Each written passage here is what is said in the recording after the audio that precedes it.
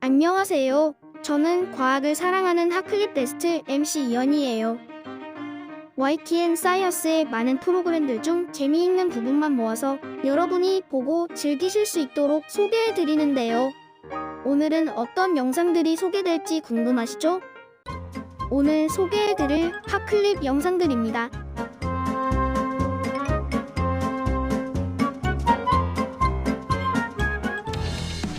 미국 존슨 대통령은 한국군 월남전 파병에 대한 보상으로 한국의 응용과학연구소를 설치하겠다는 선언문을 발표했는데, 그렇게 출범하게 된 한국과학기술연구소의 초대 소장으로 최 박사가 임명됐다. 그는 연구소의 우선 과제가 연구기관과 산업계의 연계라고 생각했는데, 우리보다 앞서 연구소를 설립한 개발도상국들이 운영에 실패한 결정적인 이유는 사용자가 없는 연구에 투자를 했기 때문이야. 그렇다면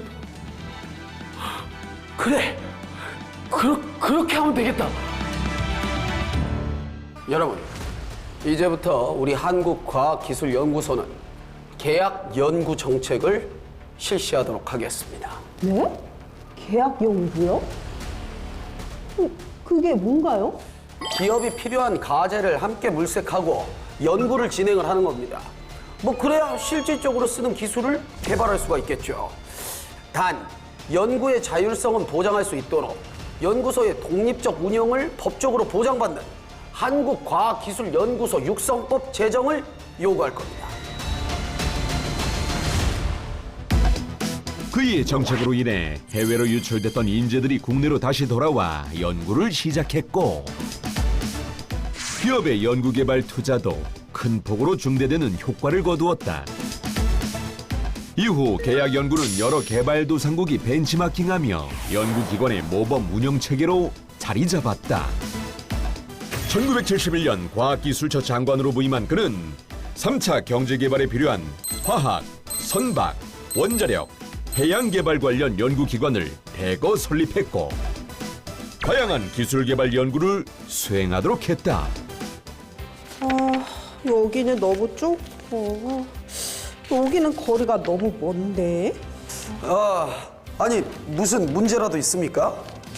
장관님, 그게 아니라 요즘에 연구를 하는 기관들이 많이 생기다 보니까 합동 연구를 하는 경우가 많은데, 그렇죠. 다들 이렇게 너무 떨어져 있다 보니까 같이 공동 연구를 할 수 있는 곳을 지금 찾고 있거든요.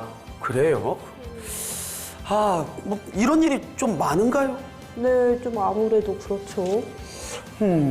그렇다면 대대적인 공사가 필요해 보이네요. 분산된 연구기관을 한 곳으로 결집해서 효율적 기술 개발이 가능하도록 해봐야겠네요. 당장 내일부터 입지를 알아보도록 합시다. 내일부터요? 예. 그는 고심 끝에 국토의 중심부인 대전 대덕을 입지로 정하고 연구학원 도시 계획을 추진했는데, 그렇게 1978년 입주를 시작한 대덕연구단지는 국내 최대 규모인 50여 개 연구기관과 교육시설이 응집한 오늘날의 과학도시로 거듭나게 됐다. 기술은 노하우에 관한 것이고 과학은 노와이에 관한 것입니다. 오늘날 과학기술 생산은 상호 영향을 주고받으며 발전하기 때문에 국가의 미래를 위해 과학연구는 필수입니다. 그가 과학기술처 장관으로 재임하는 동안 무려 12개의 연구기관이 설립됐고, 60여 개의 기술 자격 제도를 통합해 국가가 발급하는 국가기술 자격법을 시행. 학력에 상관없이 훈련 과정을 이수한 사람에게 기술자, 기능장 자격을 부여해 기술 기피 현상을 개선하고자 했다. 자, 동심을 책임지는 또 다른 금손이 있다는 제보를 받고 찾아간 곳. 들어서자마자 시선을 뺏긴 이곳의 정체는 나무로 만들어진 다양한 작품들. 이건 피노키오네요. 그런데 이 나무 작품들이 움직이기까지 합니다.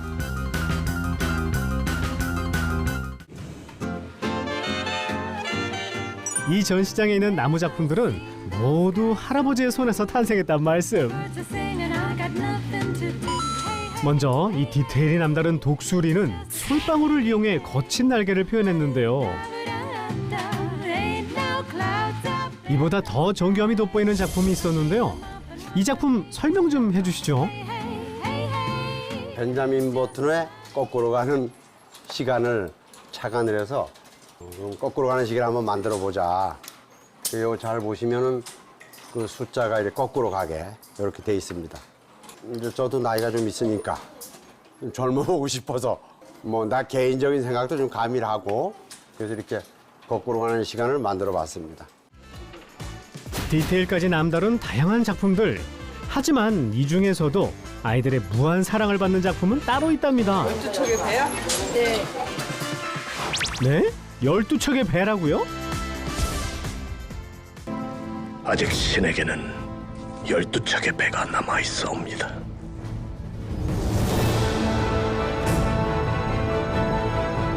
열두 척의 배로 완벽한 대승을 이룬 명량해전 모두 알고 계시죠? 죽음을 불사한 이순신 장군의 의지를 가득 담아낸 작품이 여기에 있습니다. 보기만 해도 가슴이 웅장해지는 작품인데요. 나무로 뭐 만들어서 이렇게 움직이게 만드는 것을 포괄적으로 오토마타라고 부르죠. 이거 살짝 이렇게 보시면 한쪽에 8개, 16개의 노를 축을 연결해가지고 모다가 움직이면서 16개의 노를 같이 동시에 움직이게 해주고. 나무 작품은 모터를 기반으로 움직이고 있는데요. 모터 외에 이 모든 것들 또한 금손 할아버지의 손에서 탄생한다는 사실. 이 다양한 작품을 통해서 제2의 인생을 살고 있다는 금손 할아버지. 시작하게 된 계기 또한 남다르다고 합니다. 직장 공직생활 마치고 좀 제2의 인생을 좀 의미 있게 살아보자. 근데 마침 그 손주가 뭐 장난감을 좋아하는 것 같아 와서 보면 그래서 손주를 위해서 장난감을 만들기 시작한 게 계기가 된 것 같아요. 주 계기는. 그저 조각칼과 나무 판때기만 있으면 무엇이든 만들 수 있다는 금손 할아버지. 내 성격이 좀 그래. 그냥 그때그때 생각나는 대로 한번 만들어 볼까? 그럼 만들어 보고 이런 식으로 작품을 만드는 편입니다. 자, 이번엔 과연 어떤 작품을 만드는 걸까요? 수레를 끄는 사람을 표현한 건데요. 나무 작품임에도 불구하고 정말 사실적으로 보이는 이 작품. 얼굴에 땀까지. 아이고야, 제가 다 도와주고 싶어요. 그렇게 원대한 꿈은 아니고 그냥 내가 힘닿는 데까지 만들어서 여러 사람들이 보고 즐거워하고 좋아하고 또 거기에 뭐 아이들 보고 또 창작에도 좀 도움이 된다면 좋겠고 이렇게 하는 작품 활동을 열심히 해볼 요량입니다.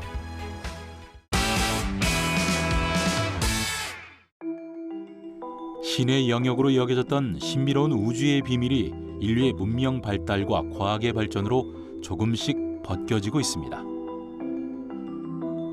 시간과 공간 그리고 물질과 에너지가 한 점에서 대폭발을 일으켜 팽창한 뒤 현재의 우주가 만들어졌다는 빅뱅 이론. 그 이후 우주는 지금 이 순간에도 팽창하기 때문에 우주의 크기는 아무도 알 수가 없습니다. 그리고 우리가 속한 태양계 역시 그 크기가 광대합니다. 지구에서 가장 가까운 항성 태양. 항성은 스스로 빛을 내는 별을 뜻하는데요. 태양은 우리에게 가장 중요한 항성이자 신비로운 존재였습니다. 그리고 태양을 중심으로 행성들이 돌고 있는 구역을 태양계라고 하는데요. 그렇다면 태양계의 크기는 얼마나 될까요? 태양과 지구 사이의 거리인 1억 5천만 킬로미터를 1천문 단위 1AU라고 부르는데 목성은 대략 5AU, 토성은 10AU, 해왕성은 약 30AU, 대략 45억 킬로미터 떨어져 있습니다. 빛의 속도로 250분, 보이저 2호가 발사된 지 약 12년 만에 해왕성에 도달할 정도로 태양계의 크기도 상상 이상입니다. 하지만 태양계도 우주의 작은 일부분일 뿐 우리 은하에는 태양과 같은 항성이 대략 4천억 개 이상이 존재한다고 하는데요. 태양이 우리 은하를 한 번 공전하는데 약 2억 년이 걸린다고 하니 인간의 상상력으로는 우주의 크기를 가늠할 수 없습니다. 우주의 크기는 사실 우주를 어디까지로 얘기하느냐에 따라서 이제 굉장히 달라질 수 있겠죠. 확실한 거는 우리 우주는 이제 굉장히 넓고 그 중에서 우리가 볼 수 있는 우주의 크기는 과학적으로 아무리 노력을 해도 우리가 볼 수 있는 우주의 크기는 한정이 돼 있습니다. 그거는 왜냐하면은 우주의 나이가 정해져 있고요. 그리고 우리가 빛보다 더 빠르게 무언가를 볼 수는 없으니까 우주가 이제 시작되고 난 다음부터 빛이 이제 이동해 온 거리, 그 거리 이상을 볼 수는 없는 거죠. 그래서 대략적으로 우리가 알 수 있는 관측을 통해서 알 수 있는 우주의 크기는 대략 한 수백억 광년 정도라고 이제 보시면 됩니다. 40억 년의 태고의 신비를 간직하고 수많은 생명을 품은 바다는 아직 우리 인류에게 보여주지 않은 것들이 무궁무진합니다. 현재 인류가 직면하고 있는 여러 어려움 중에서 미정유의 코로나19 팬데믹을 거치면서 바이오 산업이야말로 식량, 에너지, 자원환경 등의 심각한 과제 해결을 위한 돌파구로 인식되어 전략 산업으로 선정될 만큼 중요성과 관심은 그 어느 때보다 높아졌습니다. 제가 먼저 말씀드릴 것은 바로 해양 생물이 서식하고 있는 해양, 즉 우리의 바다에 관해서입니다. 해양은 여러분들이 잘 아시다시피 지구 최대의 생태계로서 기후 시스템의 변화와 다양성을 조절하며 세계 경제와 영양 공급, 건강 및 웰빙, 물 공급은 물론 에너지 등을 유지해주는 매우 중요한 곳입니다. 이와 같은 해양의 중요성에 대해서 영국의 과학 전문지 네이처에서는 매년 약 26조 달러의 생태적 가치를 보유하고 있다고 평가하고 있는데, 이는 인류가 매년 경제 활동을 통해 생산하는 GDP의 약 1.3배에 달한다고 합니다. 이렇듯 인류의 해양에 대한 의존도는 인구 증가와 더불어서 앞으로도 지속적으로 증가할 것으로 예상이 됩니다. 인류의 미개척지인 달마저도 이미 오래전 첫 발을 디딘 이후에 구체적인 개척을 지금 현재 목전에 두고 있지만, 진적 해양은 인류에게 남은 유일한 미개척 프론티어 영역으로 점차 그 중요성이 증대되고 있다 할 것입니다. 이렇게 해양이 우리에게 제공해주는 다양한 서비스 중에 해양에 서식하는 해양 생물을 이용한 해양 바이오 산업 역시 국가의 미래 산업으로 활용될 만큼의 고부가가치 산업으로서 앞으로 우리에게 무한한 가능성을 제공해 줄 것입니다. 그러나 우리는 의외로 우리가 일상에서 잘 알고 있는 해양 생물들이 바이오 산업 소재로 이용되거나 연구되고 있다는 사실을 잘 모르고 있는 것 같습니다. 예를 들자면 먼저 항암제 소재로 많이 이용되고 있는 해면이라는 동물을 들 수 있는데, 해면하면 당장은 쉽게 떠오르지 않겠지만 우리에게 이미 잘 알려진 애니메이션 캐릭터인 스폰지밥을 떠올리면 쉽게 연상하실 수 있을 것입니다. 영어로는 스펀지라 부르고 몸에 구멍이 많이 있고 아주 다양한 모습을 하고 있는 것이 특징입니다. 이 생물에서 추출한 물질들은 대부분 부가가치가 높은 의약품 제재로 개발되어 막대한 경제적 이익을 얻고 있는데요. 현재 유방암, 방광암, 백혈병 치료제로 개발되어 시판되고 있습니다. 또 다른 예를 들면 여러분들이 바닷가에서 흔히 볼 수 있는 조개인 홍합을 들 수 있습니다. 아무리 거센 파도가 쳐도 바위에 딱 붙어 있는 그 이유는 홍합이 분비하고 있는 강한 접착력을 가진 단백질 때문인데, 이 단백질을 이용을 해서 수술 부위나 상처를 꿰매지 않고 피부를 마치 풀처럼 붙이거나 뼈나 혈관을 접합시킬 수 있는 의료용 생체 접합제를 만들고자 하는 연구가 활발히 진행되고 있고, 일부는 제품화하는 등 요긴하게 활용되고 있습니다.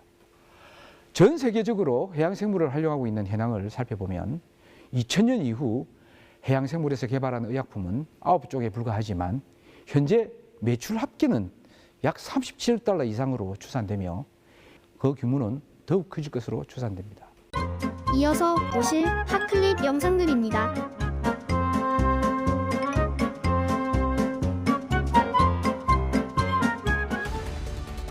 위성 이전의 외계 생명체와 행성을 연구하기 위해선 지상에서 천체 관측부터 해야 했습니다.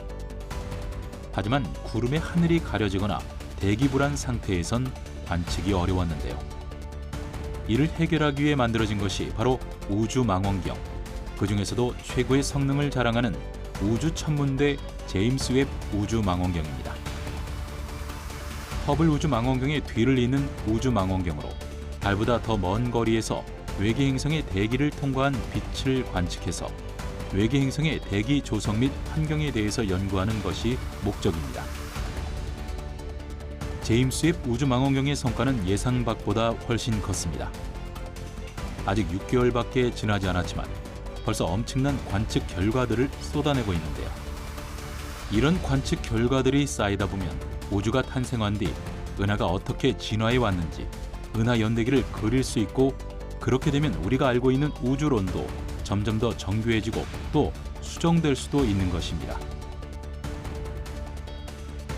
과학계는 인류 역사상 가장 강력한 우주망원경인 제임스 웹이 더욱 눈부신 성과를 보여 우주의 탄생과 진화, 외계 생명체의 존재 여부를 규명하는 데 큰 기여를 해주길 기대하고 있습니다. 지금까지 나온 결과들이나 사진들은 맛보기라고 말씀을 드렸는데 실제로 앞으로 이제 미션 기간이 25년이나 남아 있고 앞으로 정말 계속해서 점점 더 많은 우주 초기의 은하들을 갖다가 관측할 것이고 또 외부 행성에 같은 경우에는 계속 그 외부 행성의 대기를 여러 개를 관측해 가지고 실제로 지구와 닮은 행성까지 찾을 것으로 내다보고 있습니다. 그렇게 따져보면은 그 의미를 따지자면은 그러니까 최초의 은하들, 최초의 태어난 별과 은하들을 관측함으로써 이제 우리가 어디로부터 왔는지 그런 어떻게 보면 근원적인 질문에 대한 답을 줄 수가 있는 것이고, 또 하나는 외부 행성의 대기를 찾아서 진짜로 정말 지구와 닮은 행성이 있다는 것을 우리가 만약에 확인하게 되면은 우주에는 인류가 혼자가 아닐 수가 있구나라는 그런 엄청난 의미를 갖다가 또 우리가 찾을 수도 있는 것이겠죠. 정말 그야말로 교과서를 바꿀 만한 천문학의 교과서를 바꿀 만한 많은 그런 놀라운 발견과 또 그런 연구 결과를 갖다가 많이 낼 것으로 예상하고 있습니다. 오늘은 아주 특별한 분을 모셨습니다. 한국지능정보사회진흥원에서 NIA에서 나오셨어요. 안녕하세요. 네, 안녕하세요. 한국지능정보사회진흥원 원장 황종소입니다.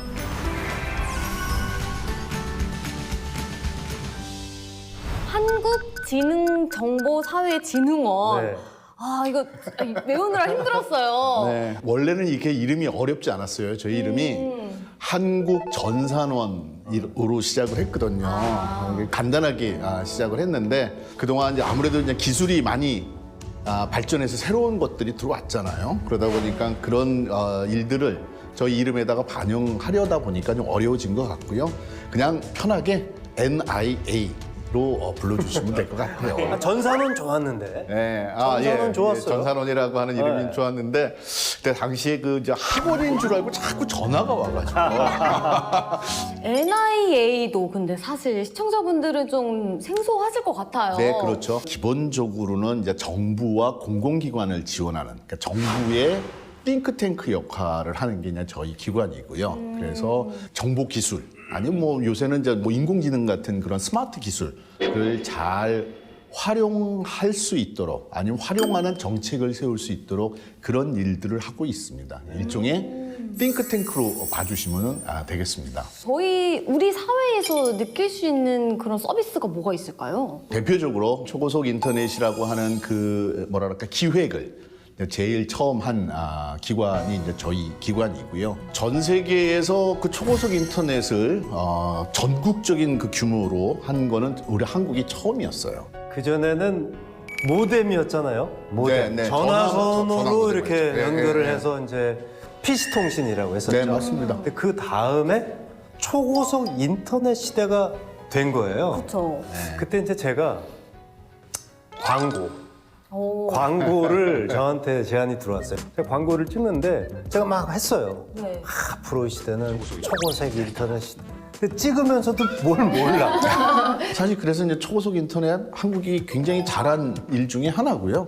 그로 인해서 파생되는 효과가 뭐 굉장히 큰 효과들을 우리가 봤어요. 사실은 초고속 인터넷의 그 NIA가 가장 핵심에 있었다. 이거 오늘 알게 됐습니다. 지금은 도시화의 시대에 또 살고 있다고 말씀드릴 수 있는데요. 유엔에서는 최근에 전 세계 인구의 55%가 도시 지역에 거주하고 있다고 지금 이야기를 하고 있고, 아마 이 도시화가 진행되지 않았던 중국도 거의 도시화가 50% 이상 넘었고, 아프리카도 점점 도시화가 되고 있죠. 그래서 우리나라 같은 경우는 1970년 이후에 급속도로 이제 도시화가 이렇게 진행이 되었습니다. 근데 이 도시화와 관련해서 이 자연재난의 문제를 제기하지 않을 수가 없습니다. 왜냐하면 이 도시화가 좀 무계획적으로 이렇게 진행이 되었습니다. 이거는 꼭 우리나라뿐만 아니고 전 세계적인 문제입니다. 최근에는 이런 좀 환경을 훼손하는 도시화에 대한 문제는 환경영향평가 같은 제도로 해서 조금 이렇게 막아주기도 합니다만, 이 제도가 도입된 지도 얼마 되지 않았었습니다. 1980년대 도입했지만 미국 같은 경우도 1970년대 이후에 환경영향평가가 도입이 되었기 때문에 그 전에부터 이루어졌던 이런 무계획적 도시화, 사실은 이 자연환경을 훼손하고 도시의 인프라를 계속 공급하면서 환경오염이 되고 교통체증이 일어나고, 그러면 자동차에 의존한 이 어떤 도시화라고 할 수 있는데요. 이러다 보니까 이 탄소 배출량이 급속히 증가하였고 오염물 배출이 굉장히 증가되었습니다. 여기에 따라서 생태적으로 민감한 지역들, 우리가 예전에는 개발하지 않았던 지역들, 우리가 위험하다고 생각했던 지역들조차도 무차별로 개발이 됨으로써 이런 것들이 자연재난의 원인이 사실은 되었었습니다. 현재의 도시는 이 온실가스를 배출하는 가장 큰 원인인 석탄, 석유와 같은 화석 연료에 기반해서 도시 생활을 하고 있고, 현재도 여전히 이런 에너지 소비에 의존하고 있죠. 이러다 보니까 여기서 나오는 이산화탄소 배출량이 지구온난화의 영향이다, 원인이다라고 하는 논의가 되어 왔고, 이 IPCC라고 하는 기후변화를 연구하는 어떤 그런 모임 협의체에서 결론적으로 말하는 게 인간이 이런 대기, 해양, 토지의 온난화 현상에 영향을 미쳤다라고 하는 이것이 명백하다고 하는 연구 결과가 나오고 있습니다. 실제 연구에 따르면 산업화 이전보다 한 1도씨 이상이 분명히 상승한 상태고, 대기 중의 이산화탄소 농도는 200만 년 만에 최고 수치를 보여주고 있습니다. 사람이 살고 있지 않는 지역에 이제 기후가 좀 범람이 날 수 있고, 실제로 좀 가뭄이 날 수도 있죠. 그럴 때는 사실은 사람에게는 피해가 그렇게 크진 않습니다. 사람 피해는. 그런데 우리가 살고 있는 이제 그런 지역, 사람들이 살고 있는 지역, 특히 이제 위험한 지역에 이제 우리가 많은 개발을 도시화를 해왔기 때문에 그곳에 비가 많이 온다, 폭우가 온다든지 산불이 난다든지 했을 때는 우리가 그것을 기후재난이라고 이렇게 이야기를 합니다. 그런 면에서 이 도시개발이라는 것이 자연재해를 일으키는 촉매다라고 이야기가 드릴 수 있고요. 실제로 외국 학자들에 따르면 이렇게 한 문단으로 이야기합니다. 자연적으로 위험한 지역에서의 도시개발 확산이 자연재난의 가능성을 증가시킨다라고 하는 거죠. 이 대표적인 현상이 2005년에 있었던 캐트리나라고 하는 이 뉴올리언즈에 있었던 당시에 허리케인 카트리나의 어떤 피해였는데요. 뉴올리언즈 지역은 저지대에 이렇게 완전 습지 지역을 매립해서 주변에 제방을 쌓고 만든 도시입니다. 그래서 항상 위험한 도시라고 이야기를 했는데, 당시에 허리케인이 와서 제방을 이렇게 붕괴시켰죠. 당시 피해액이 2천억 달러에 달했습니다. 사실 지금의 달러로 한 사람이 우리나라 돈으로 한 260조가 되는 거죠. 당시에 저희 나라 예산이 130조였으니까 이 피해는 미국의 주정부였던 그 당시 루이지애나 주정부 예산의 한 10배 가까이 되는 피해가 났기 때문에 이제는 이런 자연재난의 피해를 무시할 수 없는 그런 시대에 살게 되었고, 도시를 어디에 건설해야 되는지를 우리에게 분명히 보여주는 그런 사례라고 할 수 있겠습니다. 주말마다 아빠와 함께 과학관을 즐겨 찾던 화랑이. 이곳에서 종종 다양한 체험과 놀이를 하며 과학과 친해졌다는데요. 하지만 코로나19 팬데믹으로 인해 어쩔 수 없이 과학관을 찾는 일도 뜸해졌습니다. 그렇게 과학과 멀어지는 줄 알았지만 과학관에서 정기적으로 보내주는 과학 실험 키트. 과학이 또움이 고민을 해결해 주었습니다. 과학이 또움은 현장에 오지 못하는 아이들을 위해 탄생한 아이디어입니다. 집에서 손쉽게 할 수 있는 과학 실험 키트를 각 가정에 보내주고요. 아이들은 부모님과 함께 집에서 과학 실험을 할 수 있는데요. 중요한 건 이 모든 게 구독의 형태로 진행된다는 겁니다.